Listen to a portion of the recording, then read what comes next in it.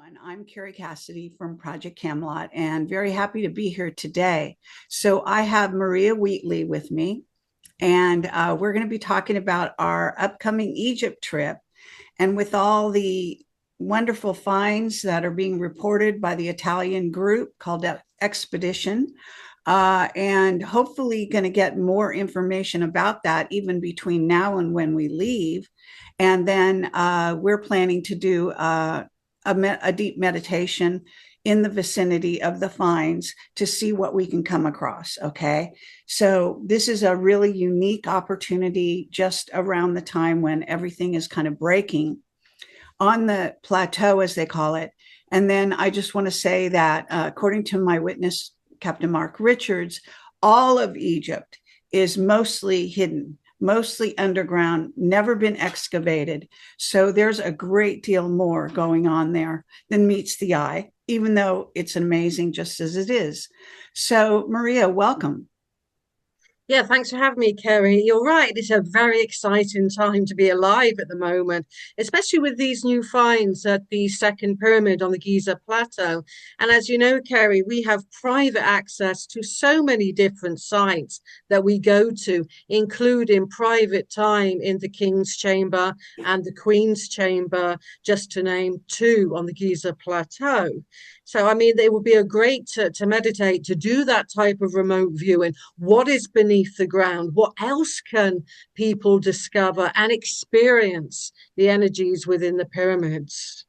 Absolutely. And I know, you've been researching this area of the world for a very long time, as have I. And so, you've got a unique perspective, having been such an expert with Stonehenge and the stone circles in Egypt, Egypt, in Ireland and England. And I think you've also made some trips over to America to various sites there. So it's a rare thing, but we don't, I always assume people know who you are.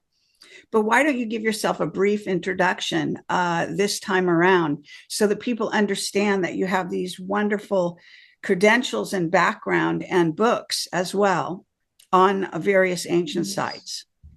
Thank you. Yes, I'm a second generation dowser. I've been dowsing for most of my life. I'm a geomancer as well, which is really understanding the hidden frequencies and energies within the earth itself. I've written numerous books, and my latest book is The Secret History of Stonehenge. But I'm currently writing my Egypt book, and I couldn't believe it. I did a post a couple of days before these massive finds came out. So I was absolutely thrilled to hear that.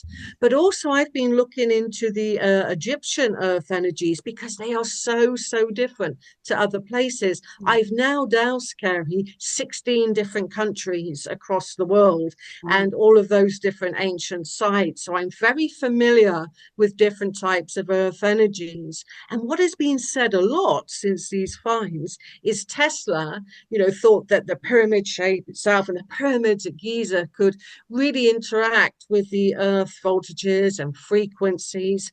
And that's where I come in to say that the earth energies there are very different because above the Giza plateau, the Great Pyramid of Khufu or Cheops and the second pyramid, they're associated with earth energies that literally rise out of the ground. They're called emergence points to master dowsers. So imagine that. Go in if those tubes do exist, for example, that has been seen with the SARS project, then the Earth energies could be potentially coming up through those tubes because they're rising cobra-like. And that's very, very unusual and is what master dowsers call an emergence point and a convergence point. So I think they're like cobra energies filling those areas with Earth energy. And that's what Tesla was saying. It was tapping into the Earth's resources. Absolutely. So, in terms of let's concentrate a little bit on the actual find and the team that's gone in there, and they've had two conferences already, and I'm hoping that or I hear that they're going to put out a report. I think eventually a paper of some kind, because the first paper was really related to the SAR, technique and it wasn't related to, it was related to the Great Pyramid, not to the Khafre pyramid. So this is a different, in case you've been confused about the two papers that No. are two finds, because the first find was in 2022, and the one now is obviously very recent. So what we are looking at is a certain technology that SAR, and perhaps you can explain what you know about that technology. Well, I think the technology, I mean, it's been around since the late 80s, so it's not really new technology. It's been advanced by the Italian team who have integrated their own software to interpret it. So let's think about the technology. It's a bit like a radar. It can come down and kind of see below the ground within great detail, and that's what it's seen there. And prior to SARS, for example, you had Dr. Sarah Patak, and she was using NASA satellites and then infrared photography to also find things on the Giza Plateau, the lost city of Tanis, of Indiana Jones fame, as well as 17 pyramids and over 1,000 tombs. So we know that using satellite technology, and that was back in 2010, incidentally, when Dr. Sarah was doing that. So we know this technology has been around for some time. But I think what the Italian team brings to it is their own interpretation of their software, of what they are finding. That's the key. What is archaeology? Archaeology is interpreting that which you find, and that's their interpretation of what's happening at the pyramid. I'd like to kind of understand it a bit deeper in terms of the software, which I believe is part generated by AI. Okay, and the tools I think they're using also do involve a completely different approach, and so I think that, like, you know, it's kind of like any kind of technology. It's how you use it that matters, and then your, as you say, your interpretation of the results. So I think that what we're looking at is, for lack of a better, you know, designation, a very open-minded team that are considering aspects that perhaps other archaeologists, you know, archaeology is a very locked down sort of discipline. Like a lot of the sciences nowadays, they actually are not open to change as much as they should be. They're not willing to consider ideas that don't come from a standard academia, and academia is very locked down in terms of the way they look at the world, in terms of everything. So for our purposes and understanding who we are as group leaders going into Egypt, we're always looking at the completely alternate side of interpretation. We do have a customary guide that tells what we call the party line for the Egyptian, you know, sort of archaeologists and for the people that follow that.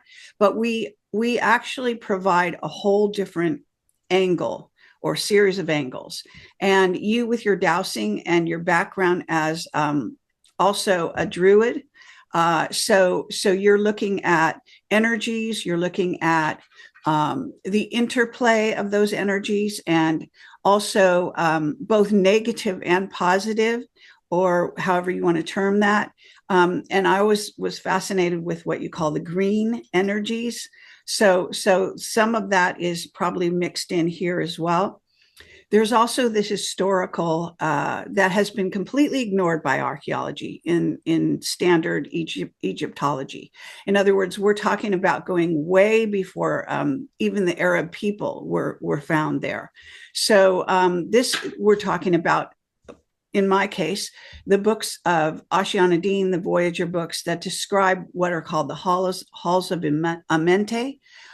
And that is going into the tunnel system under the plateau and all under Egypt, that has been used to lead to ascension, to connect to what is basically the Andromeda galaxy and the sphere of Amenti.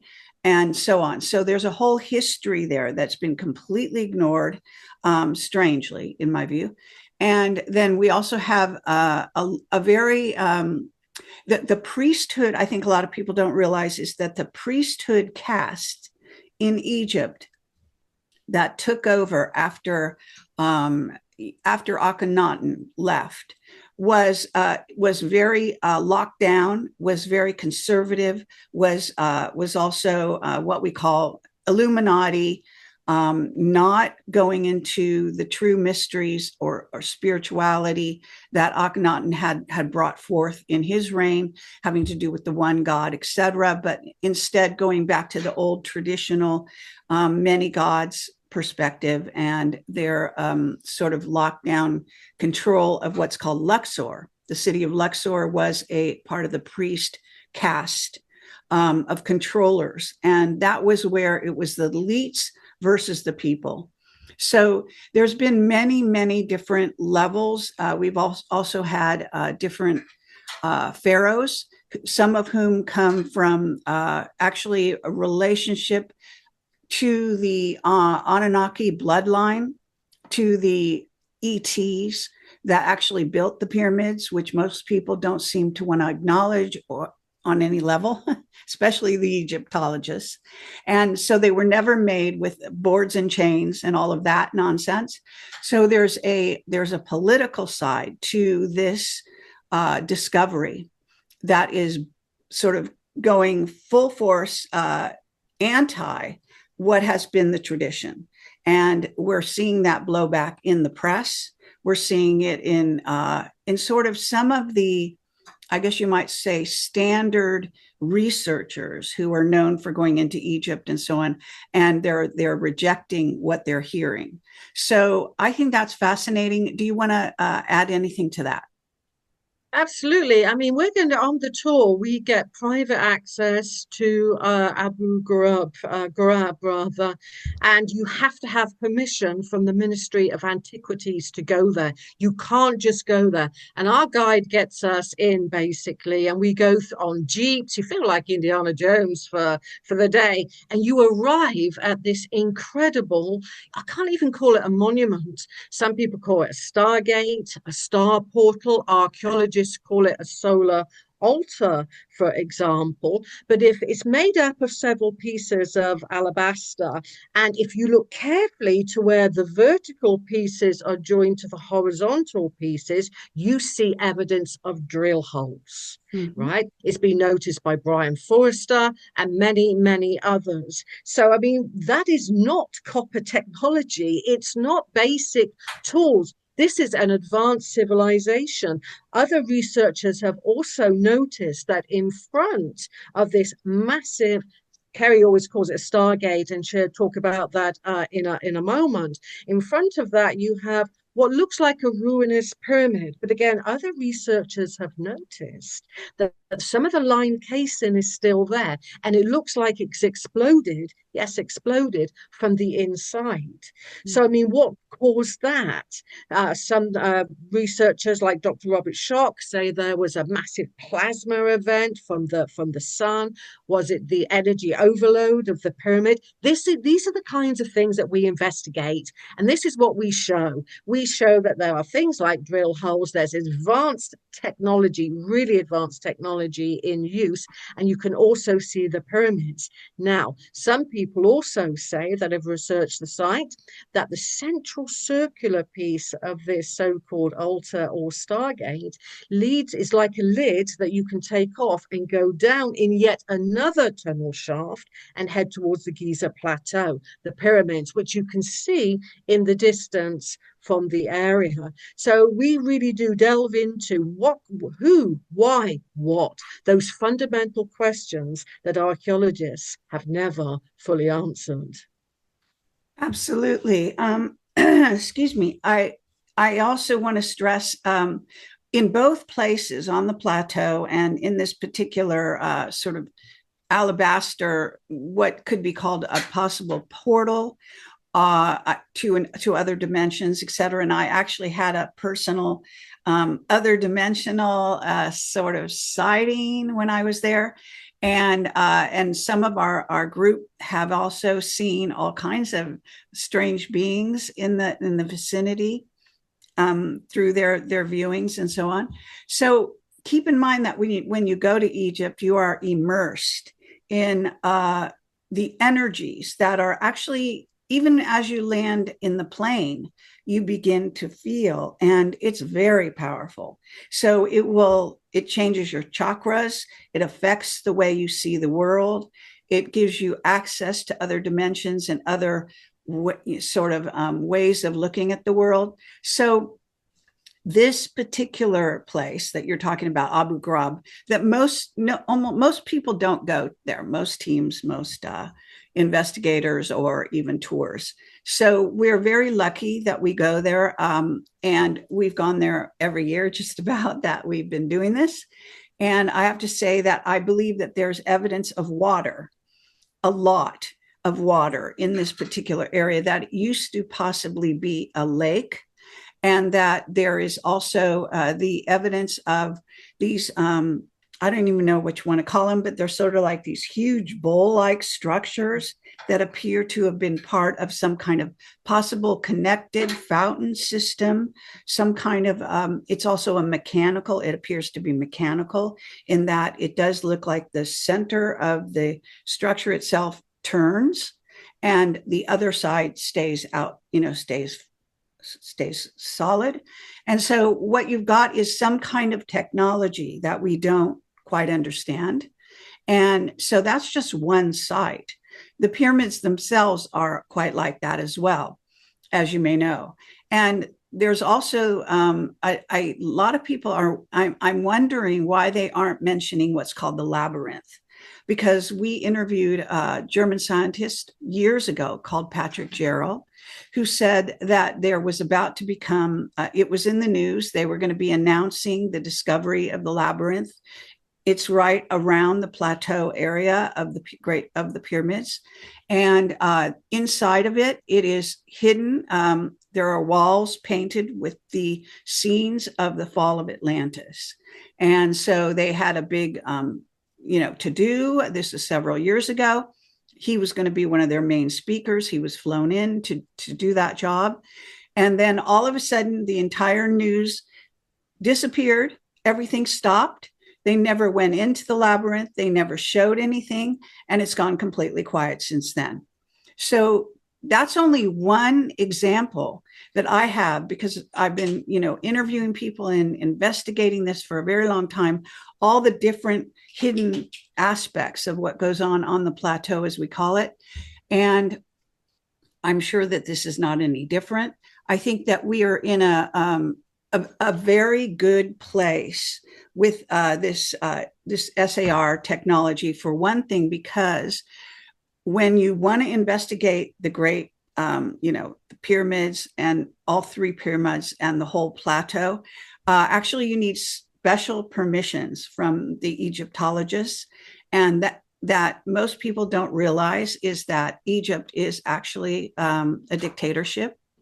When I talk to the people, they tell me that they're not allowed to go anti their government in any way. It's also controlled by the United States financially. It's also used as a prison system by the United States. So it's important to understand that you've got a very hot political setting that surrounds the history of humanity, our interaction with off-planet races, and really what our origins are all about.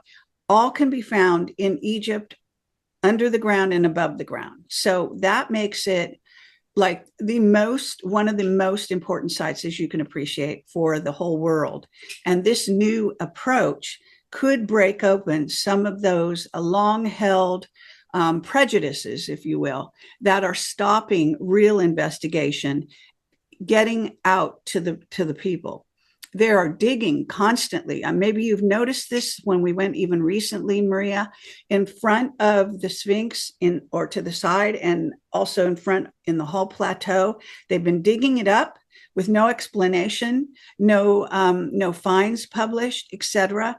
And all of this is very suspicious. At the same time, there's a lockdown on true knowledge getting out. So this is where this technology has allowed the Italian team to bypass these things that are stopping humanity from getting answers.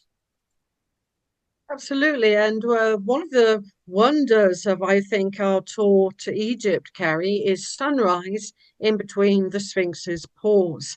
I mean, it is really something very, very special. And Brian Forster has always said that wooden walkway, 'cause remember, Carrie, just in front of the Sphinx, you have that wooden walkway, that Yes. kind of broad walk, that's actually covering up one of the deep entrances into the Sphinx itself. And so we have sunrise in between the Sphinx's paw, and really it is a highlight. It's wonderful. But we investigate as well. So we walk all the way around the tour. We're looking for the water erosion that John Anthony West and Dr. Robert Schoch talk about, for example, explore other theories as well about the Sphinx. And it is so immense. It has such presence. And clearly it has been reused. It's thousands and thousands of years old. And the head area shows little erosion compared to the body, yet we are told it was, knee deep or neck deep rather in sand, but shows little erosion. So clearly it's been reworked time and again. So that's one of the things that we do look at, what some of the mysteries of the Sphinx and how, again, earth energies interact with that. They seem to rise out of the pyramids, probably infusing those pipes or wells that come down, and then they flow either side through the Sphinx's paws, and the width of their paws sets literally the width of the earth energies near enough. So you are immersed rather in these incredible Sphinx energies. And another interpretation by Edgar Cayce was that too was the Hall of Records. And last time we went, Carrie, Neil noticed down one side of the Sphinx, almost like an opening. And we were looking into that as well.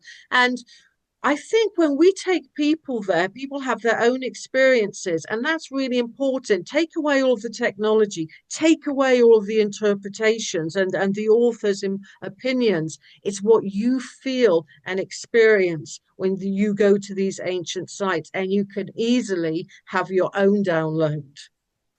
Absolutely. And everything that you can experience there is going to change your life. I emphasize that when we go and before we leave, to first go to the Sphinx, and we go very early in the morning, as you were saying, and then we also spend a lot of time in the pyramid. And if they allow us to go in other pyramids, because two of the pyramids have often been locked down, they haven't been allowing people in the other two. So I'm going to be very interested to see if the Khafre pyramid will be allowing people in. Okay. So there's a lot of, as I say, controversy going on, swirling around this site now. And I'm sure that there's a reason for it, as we enter this time of disclosure, this time when truths are being told and exposed, as you can appreciate. And there's a push, even from the American government, at least, by way of Trump and his team, to expose the lies. So that sort of trend is now, I think, entering all the governments of the world and all the various disciplines. So instead of going back to the past and not exploring the questions that have risen in people's minds over the ages, and looking at alternate sort of technologies and alternate ways of understanding the cultures. I can't say enough about how magical the trip is, and how much people enjoy, I think, getting three people's opinions in lectures on the sites. So we get your point of view and your background, Maria, as an ancient investigator of all the ancient sites, and I have done some investigating in that way, but I also tend to look at the more, even the current political situation, the past political situation, and how it actually impacts the sites themselves, the culture, the way we're treated. I have to say that we are protected. We have extra security and extra protection, and that we also are allowed in areas that most people aren't. And I'm not allowed to say much more about that. So you're going to just have to put two and two together, but understanding who I am and Project Camelot, you might appreciate that I'm serious when I say this. So if you want to explore these incredible finds that we're seeing, maybe even run into some of the expedition people that might be on the site, because we're going to be there at a prime time. All right. And it's also a good in terms of the timing, in terms of the year, because it can get very hot in Egypt. This is actually a good time to be there. So it's before it gets into the really hot time. So is there anything that we haven't covered here that you might like to discuss, Maria, that's maybe something seen or reported by the team that's investigating, the plateau at this time? Well, what I would just like to add, you were talking about, the tour. We move away from the Giza Plateau, don't we? And we go on this amazing cruise that takes us to all the Nile temples, like Hathor's Temple, Kom Ombo, Edfu Temple. And so we can, what we attune to at the Great Pyramids, and maybe even tune in and add to the research. I mean, I always say to people, Kerry, authors and researchers think they have the answers, but they don't have every answer. And maybe we can add to that. And one of the highlights for me about the trip is literally going down the Nile on the boat and entering some of my favorite temples. And as Kerry always points out, and this is important, that before you even go into one of the temples or by the pyramids, you're in an altered state of consciousness. You always say that and remind people, don't you, Kerry? You're in this altered state of consciousness. So I think we can tap into that research that's already been done. And we've all read about it. There are the 5 chambers at the base and the 8 tubes that go down into these deeper cuboid structures, 80 meters in diameter. But then we can add to that through our own understanding and interaction and being in that altered state of consciousness. Absolutely. Now I'm just going to play one of our, we make documentaries every time we go. And Neil Sanford is our filmmaker and editor of these documentaries. And so I'm just going to play this documentary before we part, and maybe if you have any comments while it's playing, I'll keep the audio low on it, but this may trigger some thoughts to share with the audience. Okay, so I'm just gonna play this right now and see if we can actually trigger some more than talking about it, where it can actually share it.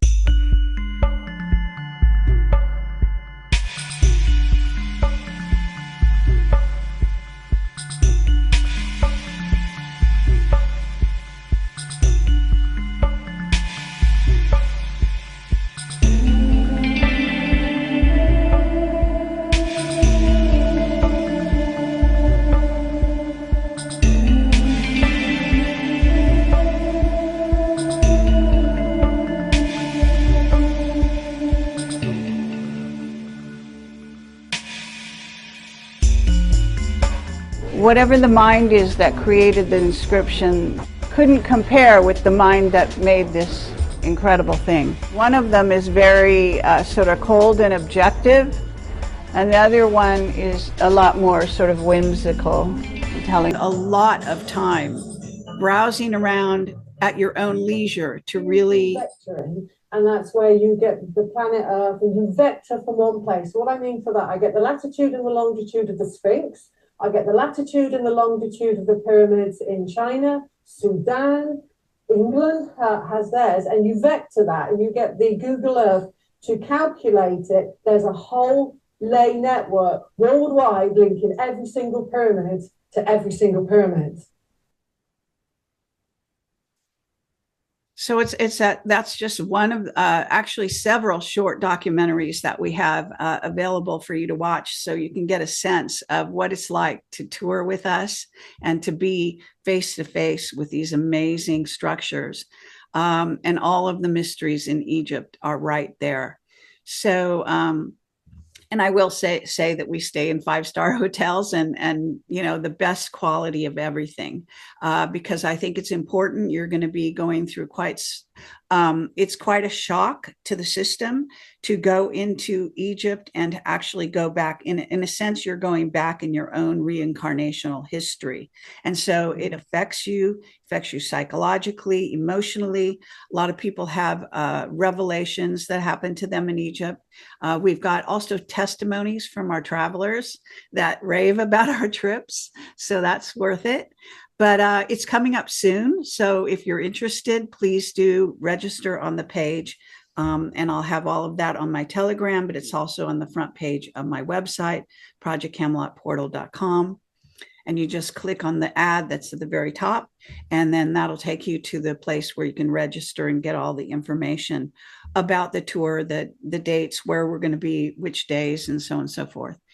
Anything else you want to add to this, Maria? I'd just like to add that we do investigate. I was just talking there on that documentary that Neil kindly did about how we can look into the ley network and experience the ley lines and the earth energies and these really powerful electromagnetic pulse points that come out of the ground. And that's what Tesla was looking for. So we're going to be exploring through many different disciplines, through geomancy, through dowsing, through Kerry's insight. And the thing I notice about you, Kerry, if I may say so and be so bold, is each time Kerry notices something different, don't you? And so there's a different interpretation. So it's like an ongoing interpretation and understanding of the sites that we visit. And I find that exciting, and everybody else does. And another highlight that involved Kerry is we're on the Nile boat, and it's your opportunity to ask Kerry of Project Camelot questions and interact, share your experience. Have you had an experience with an ET? Have you had some type of experience? So we share a lot and we communicate about our. Sometimes people can't talk about these things around the so-called straight people. So it's an opportunity to be around like-minded people. And it's seriously, they're all Project Camelot people or people interested in Earth mysteries. We come together and we share and we care. Absolutely. There's a huge camaraderie. Actually, I've made lifelong friends, as have you, I believe, on these trips, and we stay in touch. So it's actually it's more than, it's not, it's I guess it's not a trip. It's an experience. It's a immersion into a culture, into several different kinds of cultures, and you get the imprint of the times coming through you, and the access to basically meditate all the time. You're in a sense, you're in a state of meditation the whole time. And it will take months after you leave for it all to sink in. And I have people write to me about the impact on their lives and how they've changed their views and of the world and their own lives, and so on and so forth. So I consider it a life-changing experience. And I think that almost everyone does. And I think that you can't buy that kind of thing. I think that is so valuable. So, okay. Well, I mean, I hope this is a good sort of brush up, a good sort of overview of what we're about to go experience. And I just want to say, with this new emphasis on what's under the Great Pyramids of Egypt and the plateau, Saqqara, and everything else that has been found, I also want to say that there are at all the pyramid sites these lovely locals who are these sort of wise men and women, and they're called the Watchers. And they actually come and listen to when I speak, when we speak, and they nod their heads in approval, and they're very gracious to us. So Sometimes they give me clues, or you or other people, they lead you in certain directions to show you something that no one else knows about. I mean, it's a very sort of intricate and mysterious experience, I would say. It is, and it's exciting. And as well as, having the meditation, the insights, looking into the new finds at the Caffrey Pyramid, we also have a good time.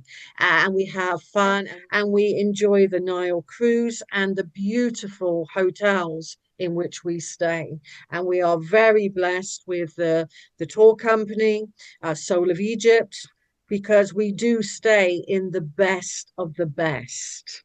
And I'll say that I'm a stickler for authenticity. So at every dinner, you will have a choice of standardized tour food that they make, which is quite excellent. But you can also have Egyptian local food. And so I love local Egyptian food, and I think that that's part of the experience. So that's something that you don't always get on tours. So there's a lot of details that we can't even begin to tell you here, that there's a lot of care and a little thought that has gone into it. And we also have wonderful people that are part of the tour group that watch out for us.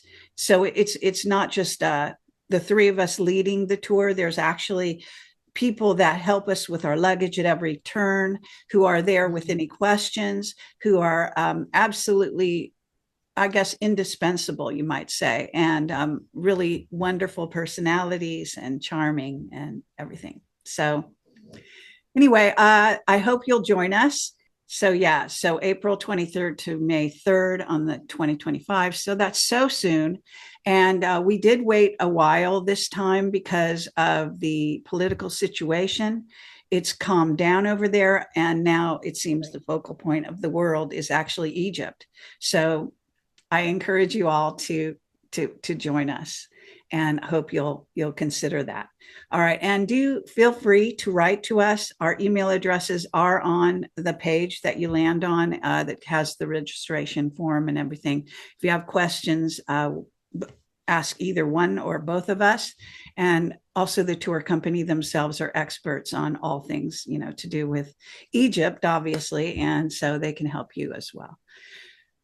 So thank you, Maria, for being on the show with me today and sort of bringing to light some of the background, not only that you have, but that is going on behind the scenes here with the setting of why the world's eyes are suddenly looking at Egypt after all this time and seeing how these discoveries may impact our future for humanity. So be part of history. Join us. Thank you.